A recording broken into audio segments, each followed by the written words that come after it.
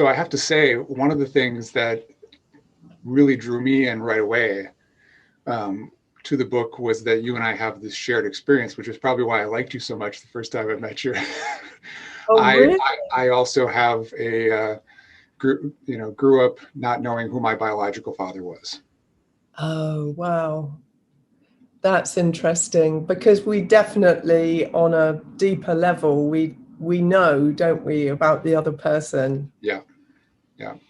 And just that you shared so much of that experience, it was almost like me kind of getting into doing some work for myself during the reading of the book, which is what it felt like you were kind of doing, writing the book. Yeah. That also is interesting, because I've had quite a lot of emails from people who've read the book, who have even said, oh, on this particular page, that thing you were talking about resonated with me, and that's really helped me with my process. Yeah. And that was the whole point of writing it through my story, was to show people they're not alone, and to endeavor to make that connection with readers. Yeah. So that they could process things. And I've had emails from people saying, oh, I've been in therapy for years, but when I read that page, I cried and I realized this, and I felt somebody out there knew what that was like. Yeah. Yeah. And that was unexpected and interesting. Yeah. Yeah, I'm curious to hear a little bit. I want to get into your background too, but I'm curious to just because, for one, I'm giving some consideration to writing something. I was an English major. I went to a writing program after college and thought that was the direction I was going. I was a musician. I was writing, lyrics and working on songs with people. But I'm just curious about your process. It felt like you were really sort of telling us what the scene was in each place you were writing the book, sort of where you were at personally in that moment. Yes. And so again, I think for me, in order to engage people who were reading, it felt that it would help to be in that moment. Yeah. And to be very present there, just as you would be with a client in your clinic. Right. You are in that moment. And I think the other thing is, I'm glad you picked that up, actually, because I love writing descriptively. Mm-hmm. And I was inspired to write as a child by reading Laurie Lee's book, Cider with Rosie. Mm-hmm. If you're familiar with that. And it was just the way it was written. I could smell and taste and see everything that was being described. And that had a huge impact on me. And I loved writing from that moment on, although I was a dance major. So yes. I did English Lit for A-level, and I've always written in some form. But yeah, I think part of that is the engagement. And that runs through everything that I do. It runs through my theatre work that I did in the past and I'm getting back into. It's that showing where you are in that moment. Yeah. Yeah, it's interesting. I thought a little bit about just how there's something about having, wanting to process these experiences. And, mine were actually nothing quite like yours. I mean, we both may have this sort of commonality, but there was a lot more extreme things going on for you. But that being said, I want to get into some of the kind of the epigenetics of how we may be carrying forward some of these things. There's a process going on through creativity that leads, it's almost kind of like changing what that story is, which is very similar to some of the work that we do in SER work too. Yeah, I absolutely agree. And I think that the one thing that first came up to me when you started talking about that was the idea of community, and that we heal better in community and in the right space. Yeah. Or we process better in that. And I've always thought that about the Upledger intensive programs. You have all these different communities. You have the big community of the therapists in the big room all together with their clients.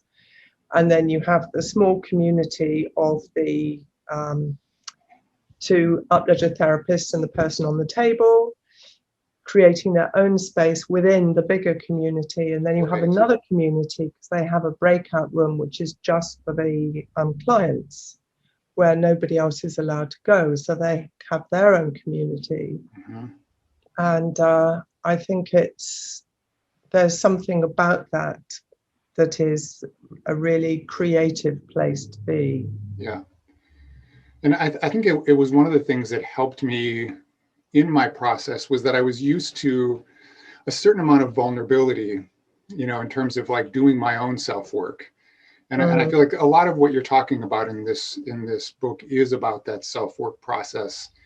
But that even with the experience that I had, the first SER course I had a hard time going there. It's hard to be in that vulnerable place on a table with other people. And you talk a little bit about that safety sort of as being the most crucial part of the, the progress, the way forward with most healing. I think that's right. I think safety is an absolute bottom line center to everything that goes on with us. And that is reflected in all aspects of our central and autonomic, every part of our nervous system, enteric nervous system. Yeah. So we're always wondering moment by moment on some level how safe we are. Yeah. And I think that's very important. I mean, for me, I did the up-ledger training, and it wasn't until I got nearly to the end of my advanced 1 that I actually had any kind of process. And it took 4 other really grounded therapists hanging on to me for hours. Yeah. And then on some level, I must have felt safe enough because I wanted to go there before, but just found it impossible. Yeah. And when I did go there, can you share any of your story, any of your first SER? Yeah, so I was on my advanced 1. And I think it was Thursday, so we'd already done, that was my 4th day. And we have these intense 2-hour sessions with 4 other people working on us, generally every day. Yeah. And I just remember suddenly getting these different sensations in my body, which I'd never felt before. So they were all pretty much hanging onto my sacrum, the bottom of my spine. And then I started to feel restricted around my ribs. And then it was just absolutely classic. I had a very strong visual memory in my mind of standing beside, this is described in the book, beside the bed of the man I thought was my father, who was very ill. Yeah. And watching him die. And he was hooked up to all these machines. And all you could hear in the room was the sound of the machines. Yeah. And I remember standing there, and then wrapped up in that was the not being allowed to feel anything in that situation. So I was feeling a lot and overwhelmed, but also had to keep all of that in. And there was this huge restrictive feeling all around my body and pain in my spine. And that all just came back as clear as day. And remember, there's barely any pressure being applied at all. I mean, that's the one thing for the somatic emotional release work that we do. We're still using this very light, 5 grams of pressure. It was extraordinary. This tissue memory was extraordinary, and they were just 4 really patient, grounded people who by the 4th day had obviously convinced me with their hands that I wasn't safe. Yeah. And then I just cried torrents, and I actually mourned and grieved for him in that moment. Well, and for about half an hour, I just cried. Yeah. And I'd never been able to do that. And I'd always had chronic back pain, which then went. And how old were you when you started doing this work? So that I was probably about 42. Okay, yeah. And I, my first one, I would say, wasn't a full, I think I had what some unwinding going on.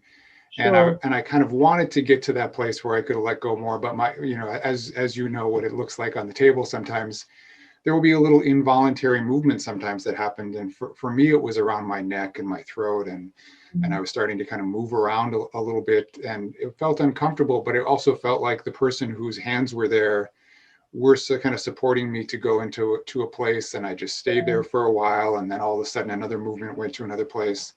The most profound one for me, though, was going back through a childhood experience that I had. And it's similar to some of the things that you talked about in the book, as you kind of start out some of these chapters with a memory.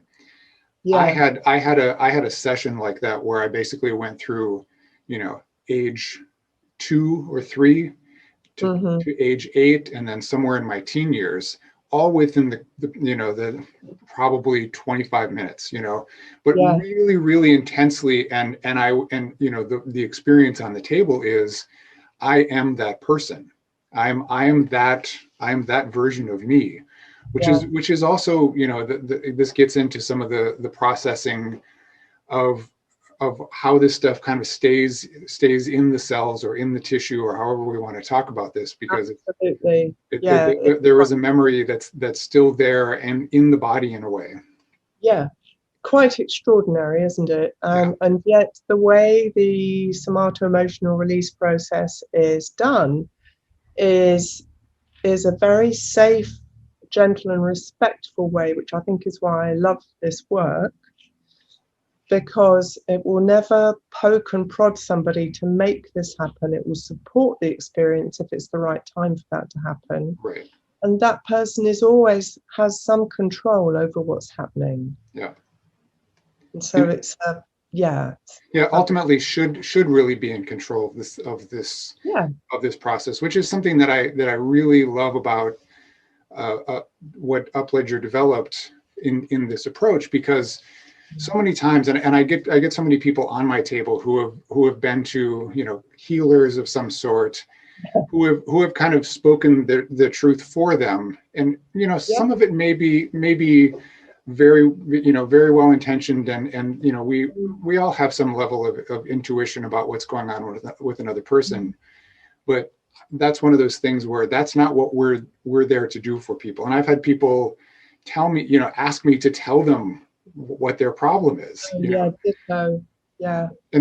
we want, and on some level we want that. And so there are some people who become the guru and want to, but then it becomes this power dynamic. And and ultimately that's really disempowering of the person on the table. Right. So what was your background before you got into doing craniosacral therapy? So my first degree was in dance. I did an honours degree in dance at the Laban Centre, which is a big centre for contemporary dance in London. Okay. And I'd always loved dance. I'd done ballet from the age of about 3. And so I loved that. And so it was a vocational training, but also an academic degree. So we studied aesthetics and history of dance and movement analysis and all that kind of stuff too. So with that, I danced, I choreographed, and I worked with the Royal Opera House, doing lecture presentations, and also London Festival Ballet. So I did a range of different things. Yeah. And years. And did you have a health degree in any way before you got into doing this, or how did you get led to this work? Well, no, I didn't have any kind of health degree. But quite quickly, as I started exploring all the different things I could do in dance, I realized I was really interested in how people's process was manifest through their movement and their dance. So when I'm choreographing with somebody, or when I'm working on myself, or whether I was working in the community, I began to notice this big mind-body thing going on with the movement and dance. Yeah. So I began to work then much more as a dance therapist in a way. So I'd work with older people with mental health problems. In prisons with young offenders. For 4 years, I worked with young male offenders as a dance artist. And yeah, so all of that became much more interesting to me than performing. Was there anything in that work when you were working with offenders that was similar to now what you've experienced doing, more clinical craniosacral work on a table? Well, I think the similarity has to be safety. Oh, yeah. I had to be a very grounded space holder. I mean, I would only have, the maximum would be 5 in a class because of the nature of the students. That was kind of enough. Yeah. And I learned very quickly that I had to meet them where they were without an agenda. Mm-hmm. So, the first session I'd go in with all these ideas about how I was going to warm them up and I was going to teach them this and teach them that. And I made it very clear that none of that was going to happen. They were not groups that you could, that would be compliant. Yeah. In any way, shape or form. Most of them had got there through the path of some kind of sexual or violent abuse at home. They'd ended up in care or in hostels, and then it's a very short journey to be a young offender from that moment on. Yeah. So I learned that I had to start where they were. So that's exactly what we do. So then I would ask them to bring their music in and show me their dance and teach me their dance steps. And then I would expand that with some of my ideas. So what about if we did this? Yeah. Or how about putting in a lift? And at first, the idea of lifts, which are big in contemporary dance, mm-hmm. They were horrified because they'd never trusted anybody in their lives and didn't really trust each other either. Yeah. To actually be lifted up and to trust that person isn't going to drop them. Yeah. So that took a long time. But it was so interesting because eventually they would feel safe enough. I'd teach them some lifts. And once they did it, they enjoyed that experience of safety and trust so much. They wanted to do them all the time. Yeah. Yeah, and that's really interesting because it is there is something about that process, and I see this with people who have lost confidence in their own bodies, in their own ability to heal themselves. Then that's one of the things, kind of going back to this, this idea of the healer. I think it's very strong in this alternative health world to think of oneself as the healer for somebody else, or for somebody who's looking for healing to be looking for a healer, right? Instead of thinking about themselves as the healer, but in this situation where these people are learning to trust themselves and their own instincts and to who they can trust and that kind of thing too. It's like a big part of a healing process. Absolutely. And I mean, that's one of the big things, wasn't it, from Dr. John Upledger, was the person on the table is the healer. Mm-hmm. We're the assistant. Yeah. And we're there to support and activate their healing processes on every level. Yeah. As appropriate and as decreed by their inner physician, their biological wisdom, not by us. Yeah. And I just think that's magical. Was your interest coming from getting work done in the first place? Getting someone from Upledger to do craniosacral work on you, or did you just take a course and because you were interested? It was completely random, which is actually not like me. I'm more of a let's write down the pros and cons person, or at least do it in my mind. But I had I began. So at the time when I started training, I was artistic director of a company I created of adults with learning difficulties, and we were Arts Council funded. That was a very stressful situation, trying to maintain that. Mm-hmm. And so I began to train along the side. So I did a simple AMP course, and I studied reflexology. And I thought, that's really interesting, but I'd like to do something more that I can get my teeth into. And it was completely random. I just looked on the back of a health magazine and saw an advert for craniosacral therapy training. And the way it described it, I thought, oh, I think I'll do that. I had no idea. Mm-hmm. And I'd never had any myself, ever. And so in 2 weeks, I did my first module. And I just fell in love with it in the way that I am still in love with dance and theatre. Yeah.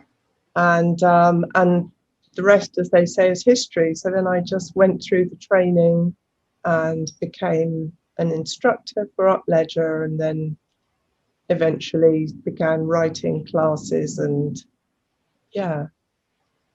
And so your work, you know, with the kind of the understanding of the enteric system, which is really, there's so much new stuff this is really, I would say, the last 20 years, but especially the last 10 years, is starting to be something that, you know, it was my interest as well, although I learned it more from this kind of sympathetic parasympathetic point of view.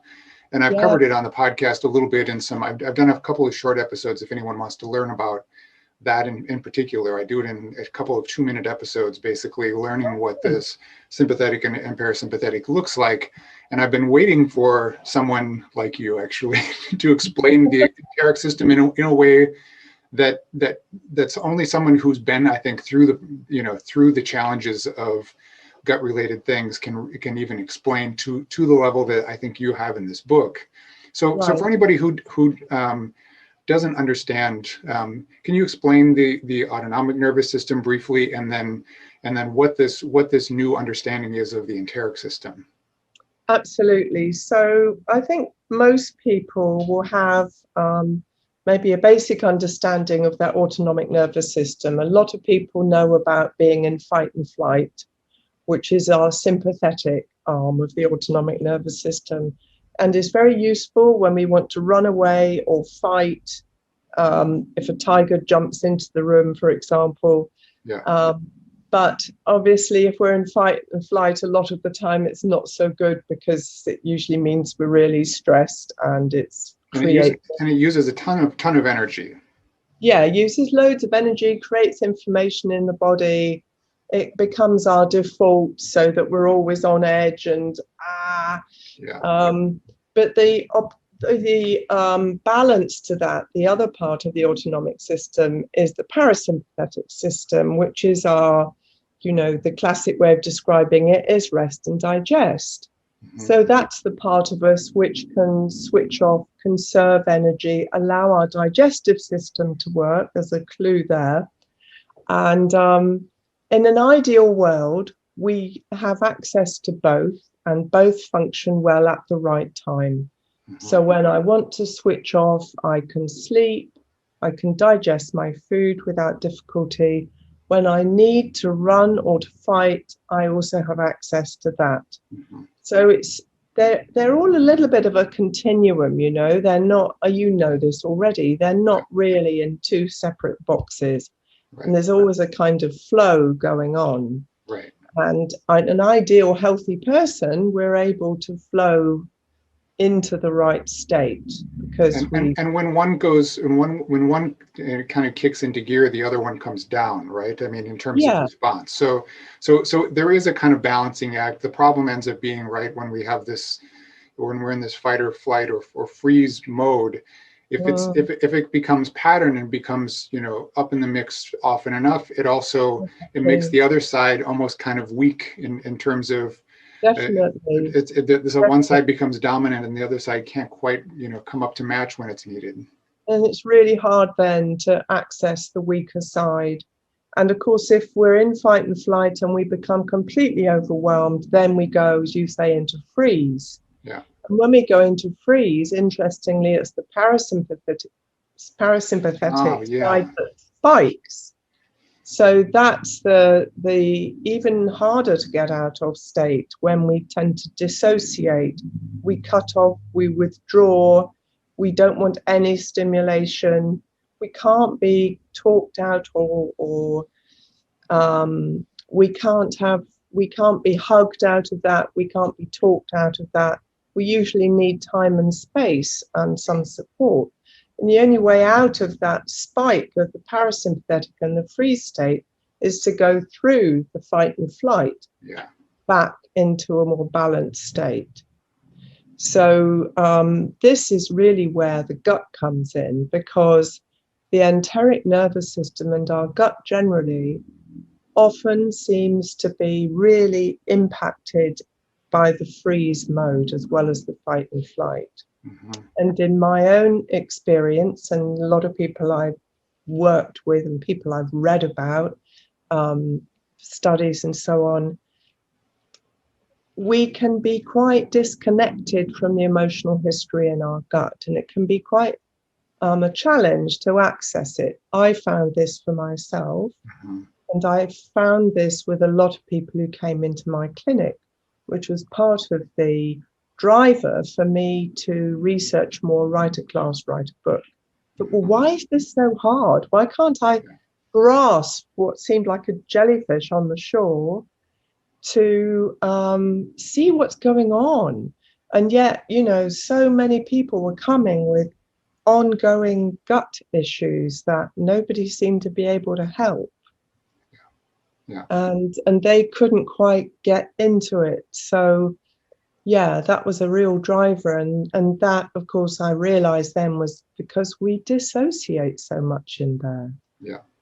And one of the things that you said in the book that it really hit home with me too is that people who have a history of trauma, especially childhood trauma, because a lot of patterning starts there in terms of our development, is that, and possibly even before, and then we'll get into that in a second with the epigenetic part of it, but that they have a different microbiome than someone who hasn't had that experience.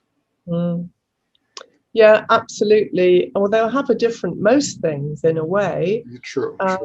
So if you really have to look at the ACE study, the Adverse Childhood Experience study, and the books that have come out of that, Childhood Disrupted, The Deepest Well, for example, two really useful books. And what came out of the ACE study, which was huge, done with like 17,000 people, and it's ongoing, I think, the work from that, is that the one thing that impacts us most through our whole lives in terms of our mental and physical health is our early year experience. Mm-hmm. And we know for sure that that has a really negative impact on our microbiome, as well as, of course, the patterning in our nervous system. And that then gets really tied up with the new understanding of trauma through Polyvagal Theory. Yeah.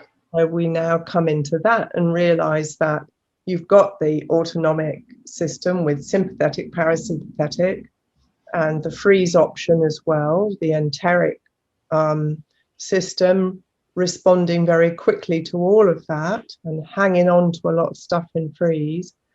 But also now we realize that the vagus nerve, which is a big part of the parasympathetic system, is more complicated than that it has at least two aspects to it. And so if we're a child who's going through trauma, one of those aspects, the ventral vagal complex, the ventral part of it, which is pretty much above the diaphragm. So it's all the way we engage with people, the way we feel safe, the way we talk, connect. All of that is not developed. We don't get that vagal tone of that part of the vagus nerve. And that has a huge impact on the patterning, as you said, has a huge impact on our gut, the microbiome. And that doesn't, I don't want that to sound like a prophecy of doom, because there's so much we can do to mitigate and grow from that. If we have an opportunity to get that part of our nervous system toned up with helpful adults or some therapy or different situations that we're lucky enough to find ourselves in, that can all be developed. But yeah, it's the biggest thing that's going to impact us is early experience. And so just for anyone who doesn't have much of a background with understanding of the vagus nerve, Yeah. and really some of the language that's starting to be used around the gut being the second brain, is that there is basically a line of communication going back and forth between the two, and we even have specific types of glia, which I've talked about on the podcast. So we can go to Tad Wanveer's podcast. Yeah, Ted's a great friend of mine. And so but polyvagal theory, which is Porges and his research, is kind of opening up an idea that, and which makes sense to me, that everything is more dynamic than we like to. We love to have something be sort of black and white and cut and clear, and there's one line of communication and that's it. Yeah. But we know there's a lot more going on than that. Absolutely. And in fact, because when I started to read about polyvagal theory and try and work that into my understanding of the enteric nervous system, the second brain, and all the messaging with the gut-brain axis and then the gut-brain microbiome axis, my head, I thought I was going to explode. I am never going to get my head around this. But then I realized, then I had a sort of ping light bulb moment, that in fact, that was a good thing. Because if you think about having a holistic approach in the real sense of the word, in that we are all unique beings with all these different histories, which impact on every cell and all our physiology, all the patterning in our nervous systems, we can't possibly work things out in that simplistic way. For anybody, it's just not going to be possible. And the more research that's done, the more we realize it isn't possible. Right. But what it does mean is that if we look at it that way, we have this wonderful, I almost see it like a fluid plastic being that is going to respond to the environment, to the people, to the thoughts, the words, to everything going on around us. So it also gives us a great deal of hope, I think, because things aren't simple and they do influence each other, and they are influenced all the time by what we think and what we do and what happens to us. Does that make any sense? Yeah. I just did I don't know if you've read this book yet, but I just did a podcast with Dr. John Leaf. He wrote a book recently called The Secret Language of Cells. It hasn't posted yet, but it should be up shortly. But it's a fascinating, to what you're talking about here, to understand all these different communication systems and also who is doing the listening. A lot of his research is, where does the mind exist?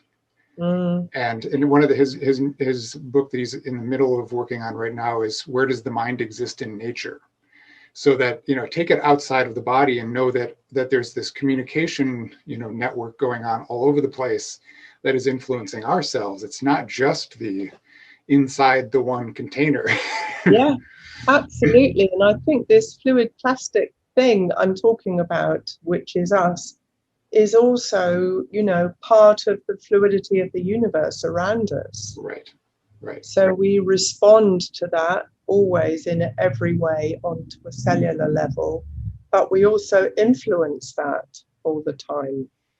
So it becomes a complete moving, responsive system. Yeah.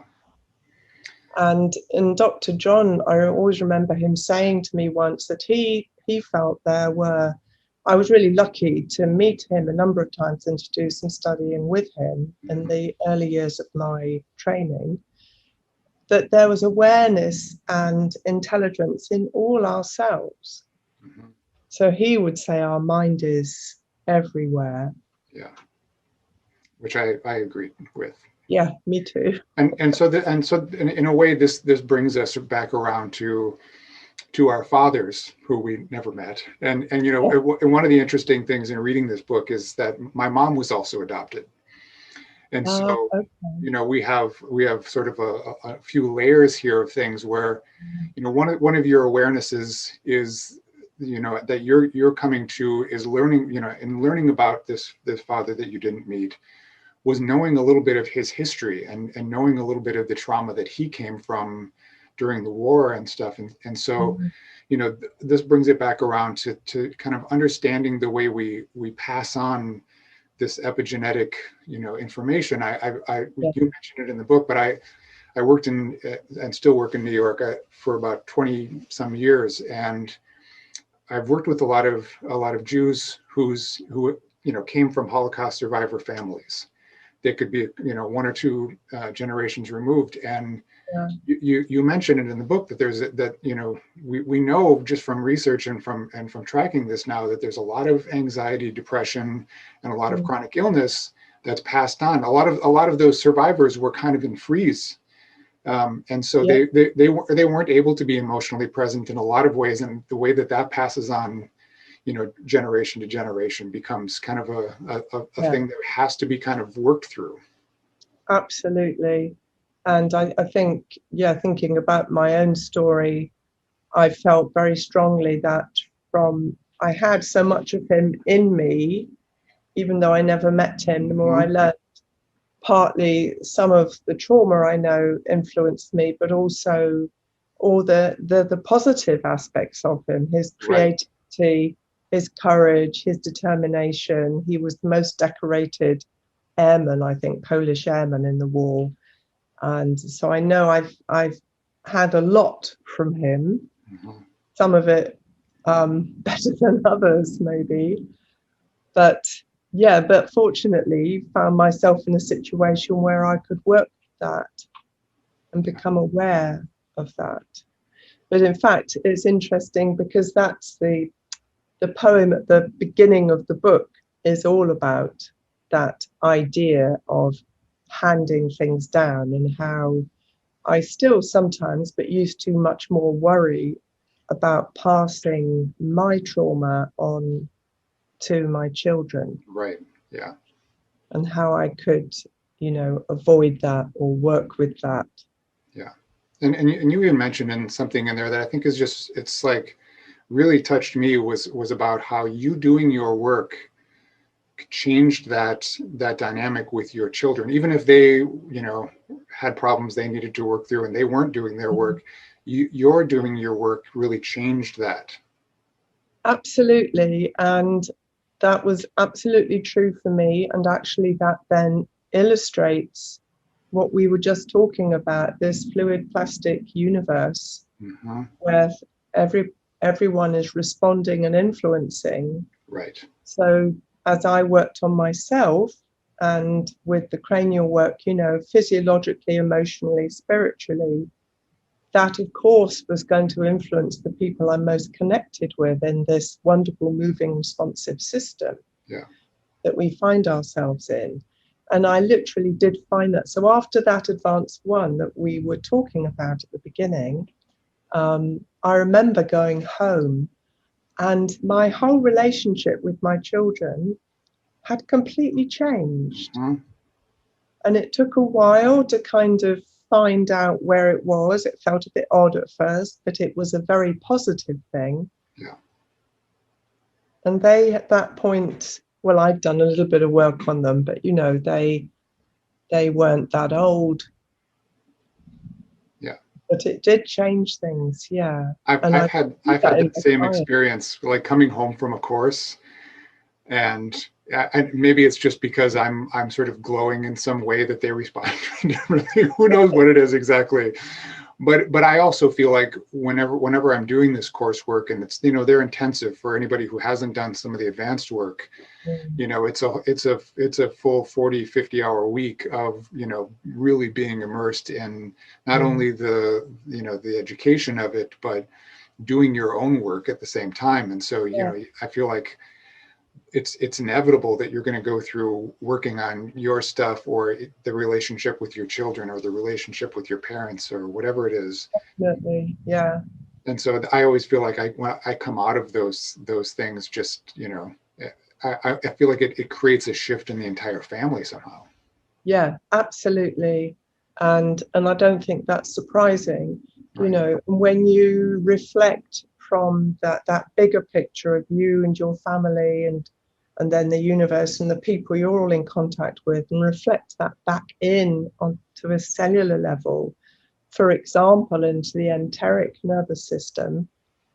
You know, when you study that and you realize how all these cells are so clever and intelligent, and they're all having conversations with each other all the time, and making, you know, there's not one cell in charge of everything. You've got the enteric neurons, the enteric glia, the gut bacteria, the neuroendocrine cells, the immune cells in the gut. They're having these conversations all the time, and they're stimulating each other's activities, and they're making decisions together. And as it's the second brain, very often without referring to the brain in the head at all. But it's a constant, again, it's like we're describing it outside, a system which is responding, reflecting, influencing all the time, and literally moment by moment. It's quite extraordinary. Right. And yet there's also just the cellular, I mean, I shouldn't say just the cellular because it is everything, but you use the example in the book of the mice and the cherry blossom experiment. So for anyone, I've seen this a few different times, and every time I read it, I'm like, oh, it's such a great example. So the mice are introduced to the smell of cherry blossoms, and when they're shocked, and so, you know, they develop an aversion to the smell, and then, you know, they have children, and when their children are introduced to the smell, they also you know, show the aversion to the smell because of what's been passed on through, you know, cells. And they found, didn't they, it went as far as it went 2 or 3 generations. Yes. It was quite extraordinary, even when the other generations had never smelt cherry blossom before or been shocked. And there's been other experiments I've seen where it's carried on for like 12 generations. So that's as much as maybe has even been tested at this point. It could go, who knows how long it goes on for. Well, was one of those other ones that's the little glowing worms, the nematodes? The worms, yeah. Worms. So we could do it, the scientists could do it for many generations because they have a short lifespan. Right. And they injected them with something that glowed in cold weather, I think it was. Yes, yeah. And so they put them into the cold and they glowed, and then they took them out and they glowed for a bit longer. Anyway, they then, if they did that enough with one generation, I think it went down that 12, that was the thing, wasn't it? 12 generations. Yeah, and they adjust the temperature somehow, and they adapt somehow through the process. It was extraordinary. I always think of them as being like little glowing Christmas tree worms. Yeah. It's just the visual picture. But yeah, and you must, you got to figure that, you know, and I think you write a little bit about this in the book, but that, you know, with there's so much, I forget what you said, 70% or 80% of our brain is sensory processing, right? Yeah. And so, you know, if you think about the demands increasing in terms of processing, I'm sure our autonomic nervous system is having to adapt and make changes. And, you know, some of those things can happen fairly quickly generationally, but I still think that we're still struggling to keep up with the rate right now at which things are going on, based on what I see in my practice anyway. And then with this past year, of course. Yeah, no, I think that's absolutely right. You know, the stimulus and the rate at which things are firing at us is quite overwhelming. And some people are learning to take that time out and go for a walk, do their meditation, whatever, to balance that out. But there are a lot of people who maybe don't have the resources or feel under too much pressure. And I think it's a real struggle, and it's creating a lot of ill health. Yeah, absolutely agree. And I think screens, I mean, we're on a screen now, but we wouldn't be able to do this without Zoom, because you're in the States and I'm here near London. Yeah. But, you know, we know that it's not great for our nervous system to be sitting in front of the screen for hours. It's okay for an hour or so now. Yeah. Which I limit for partly for that reason. Also, I just can't sit for that long period of time. No, nor can I. It's too much. Yeah. So another concept that I think would be really helpful to talk about, which seems to be your expertise, based on having to recover from childhood trauma, which you can, you can talk maybe a little bit about. You go into it in depth in the book, but is this felt sense of our inner world, which is we call interoception. And one of the things that I feel like I'm always kind of working. I mean, I've done a lot of work on it myself, and I have to continue to work on, because it gets challenged, and then you have to come back and find that center again. But if you could talk a little bit about that and the process of engaging that. Yeah, so that's, so interoception is one of our senses, like sight, hearing, taste, touch. And it's all the, really the messages from all of the organs, all the squishy bits in our body to our brain, well, to all of our nervous system parts. Again, it's pretty much about safety, to give us a sense of what's happening inside interoception. So the thing with interoception is that if we become dissociated or really not embodied or very stressed, we lose connection with what's going on inside us, which is what you're saying. You know, sometimes it takes a time to get our breathing back, to ground ourselves, to notice what's going on in our body. And of course, craniosacral therapy and SCR work is all about that connection in. Yeah. And when we have trauma, of course, we lose that massively. We can really dissociate from that. So it's a really important thing that's going on. And, you know, I'm sure you have. I've had many people over the years who've come and laid on my treatment table and have no idea, you know, they've been through a lot. And so they have no sensations that they can connect within their body. And you can put your hands on and you're feeling all this stuff going on. At the end, they sit up and say, I don't feel anything. Yeah. And then they try and stand up and they're like, whoa, what was that? Yeah. But yes, I think interoception is really important. Yes, so a lot of what our brain does, 80%, is try and integrate all the messages from all our senses, from what we see, hear, touch, and also from what we get from inside the body. And that integration, that sensory integration, is a huge part of its job.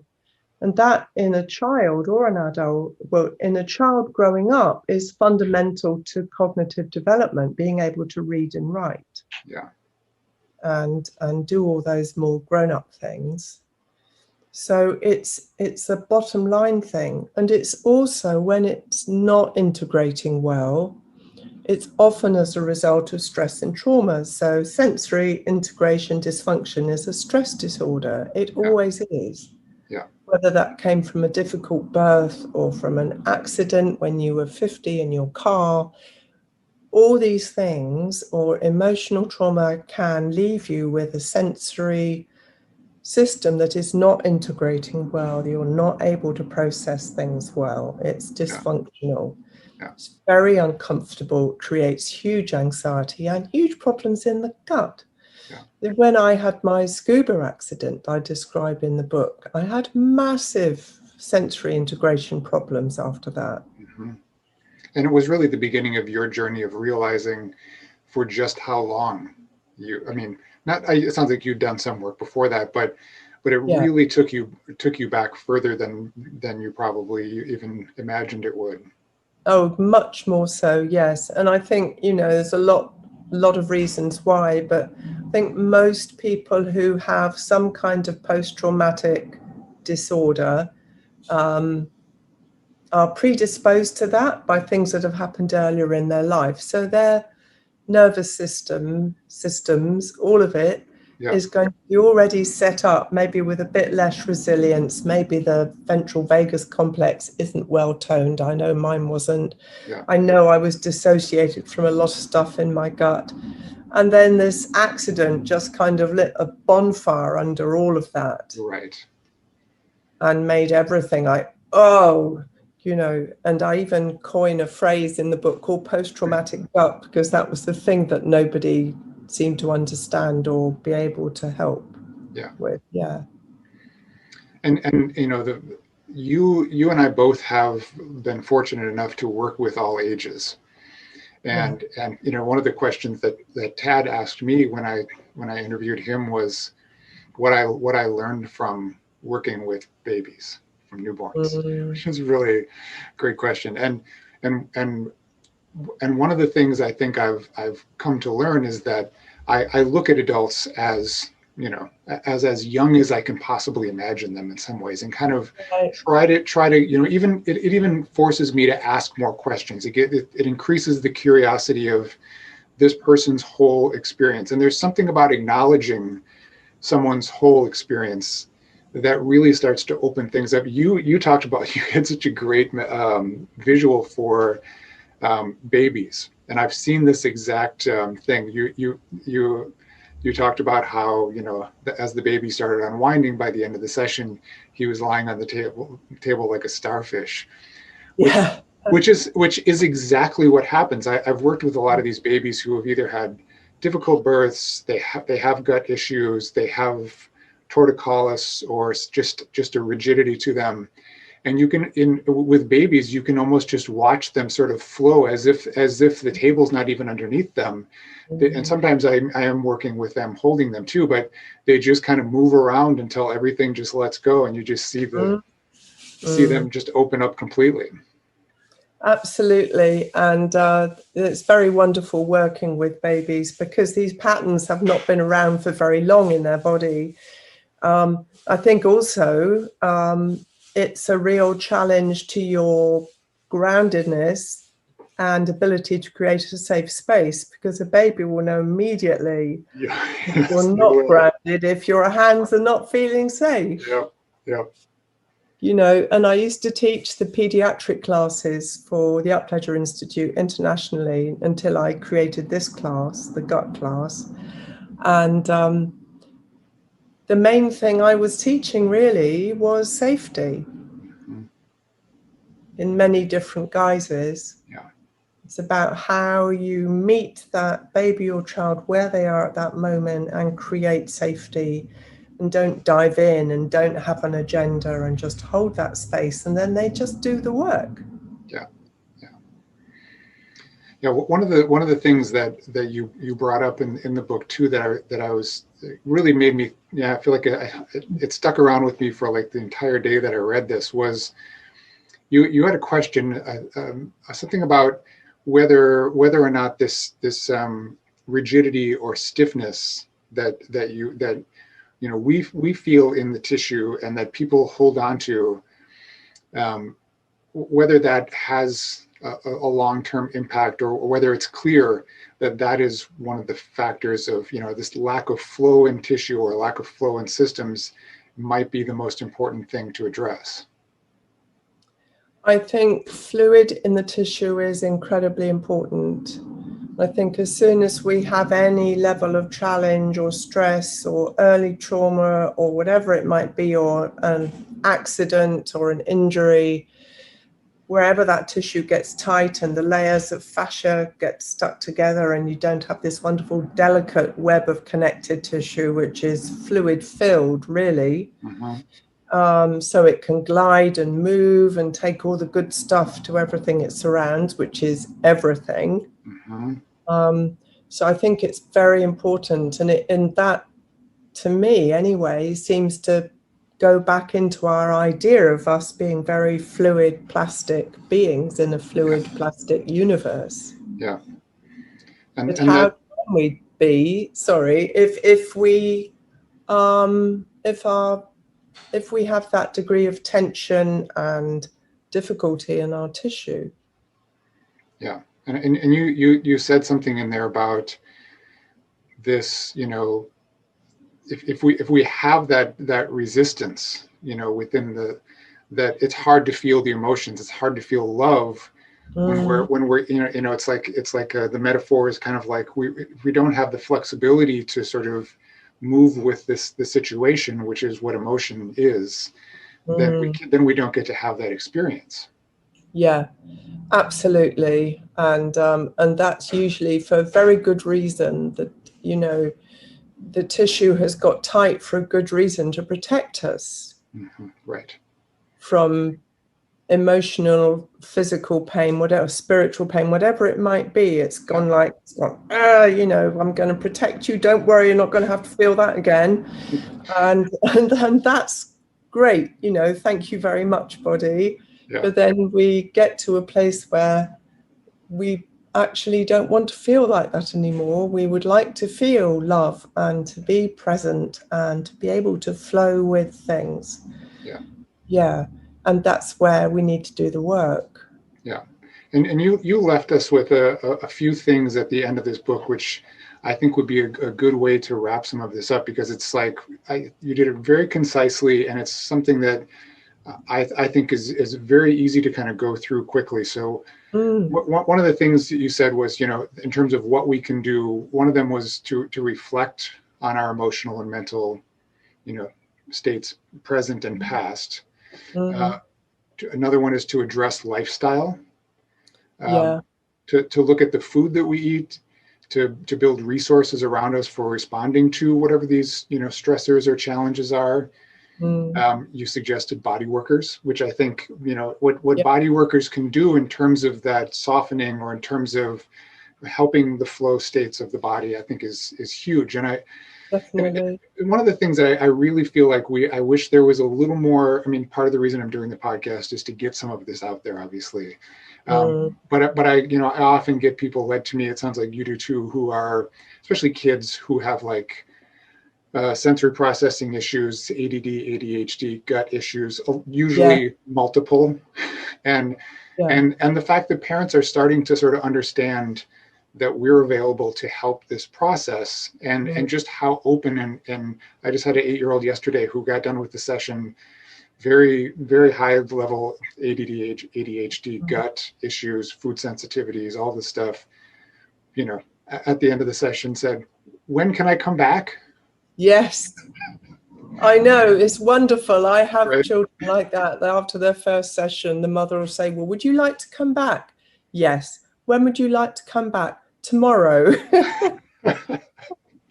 Right. Because their body responds. It's like, yeah, hallelujah, somebody's understanding and supporting. Yes. Yeah. And I think all these things, in the end, we need to empower people, whatever age they are, to know that they can do so much to help themselves. Yeah. And hence the chapter at the end about going for a walk, doing the things that you love, getting out in the fresh air, don't eat the crap food, or at least not very often.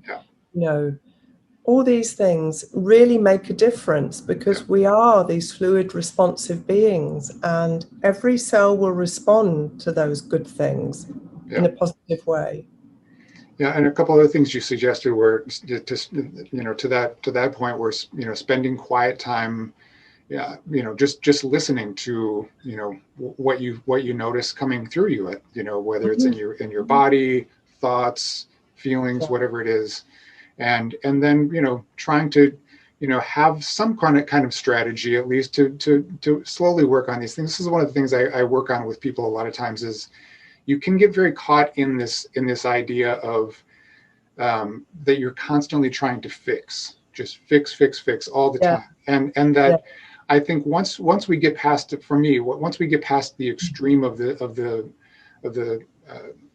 state that the person's in, whatever the symptomatic part of it is, then I say, okay, let's space this out a little bit and start working on the things that you can include into your life besides me. Like you don't need me for all these other parts. I want you to find the things that are the joy that will be part of the healing. Yeah. Completely. I do exactly the same. Yeah. It's not about them coming to me endlessly. It's about me getting to them to the place where they don't need to come and see me at all. There isn't any need there. You know, they've addressed much in their life. Their body's working better, their mind. Yeah. And they're looking at their lifestyle and making all those adjustments. Yeah. And if somebody comes to me and wants me to fix them, I do have to have a serious conversation with them and say, that's not what I do. Yeah. Because you have everything in you that you need. Yeah. I'm just here to support your discovery of that. Yeah. And I think that you said something else that in the book that I really grabbed, which was, you were saying this post-traumatic gut disorder, you wanted to drop the disorder. And I think there's something very important about really thinking about the language of some of these things, of the syndromes and the disorders and the things that, you know, they have such a negative charge, and we attach ourselves to that language. Yes.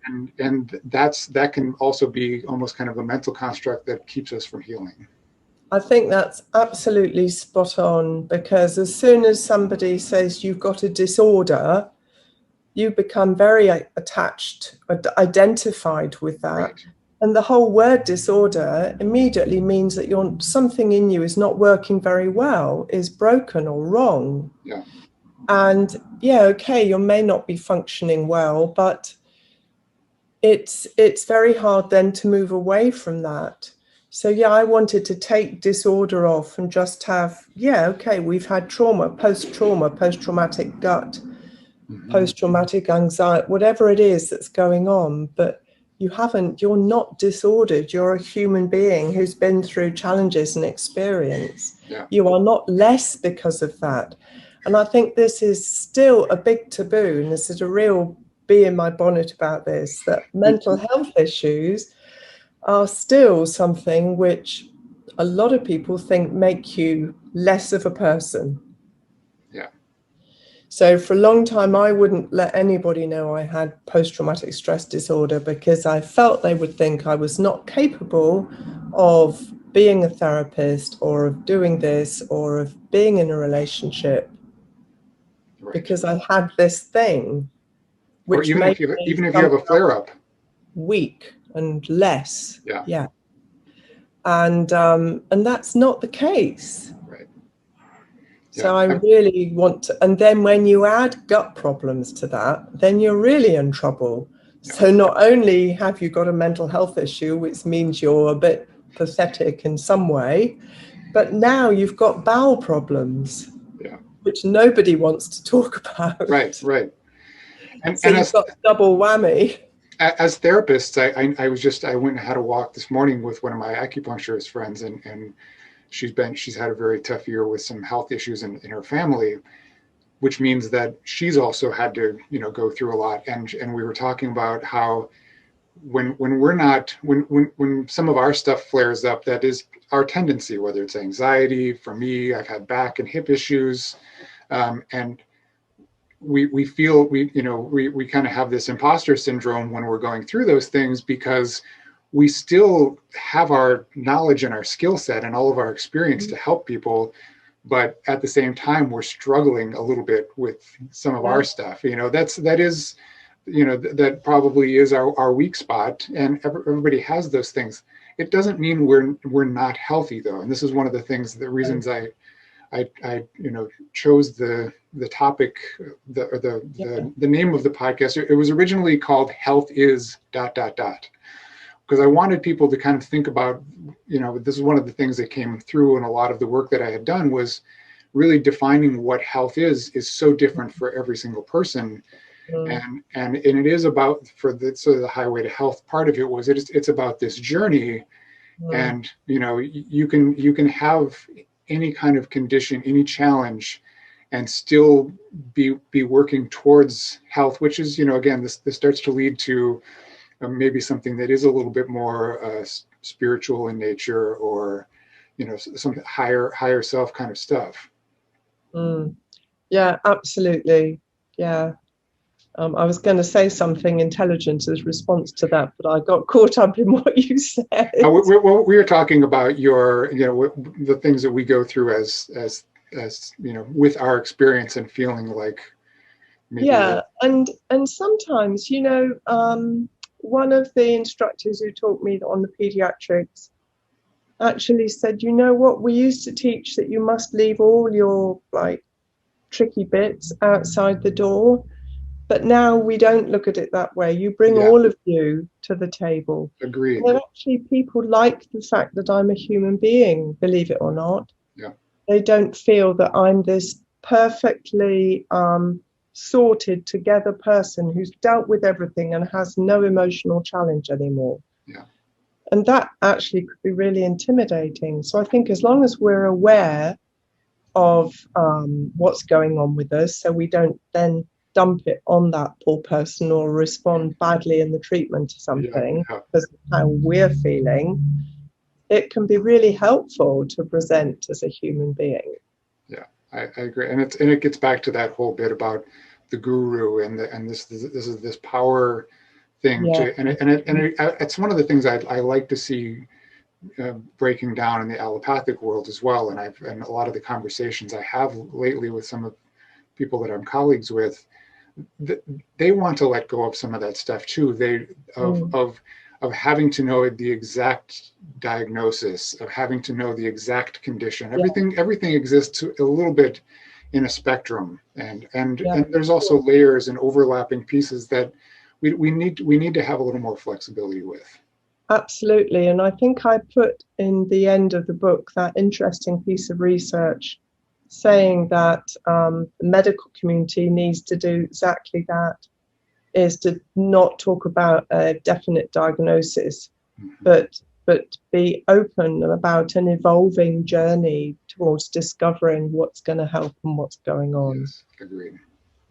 And it may take them a while to get there because they've got a big history of things being much more black and white. Yeah. And certainly the way the insurance system works in the U.S., it's making it very difficult. So. Yeah, I'm sure. Yeah, because you have to tick a box, don't you, too? Yeah. Yes. So I think even though we don't have that here, we still have that same thing that a consultant or doctor would feel they have to give you a definite, clear-cut word. Yes. It's a bit ego too, right? Yeah. Oh, absolutely. Yeah, it can be. But all the really good ones that I know are not like that. They're much more open. And it's one thing I appreciate so much about Upledger Institute's educators, which you are one, is that I always feel that from them. And it's been such a, that's been one of the big gifts for me, because these are my models, you guys, thinking about how I want to be as a practitioner. I'm really looking to a certain model of behavior, which has, from I've been doing it for almost 25 years, and to see one educator after another with that same skill set is kind of, one of the most profound things I've seen.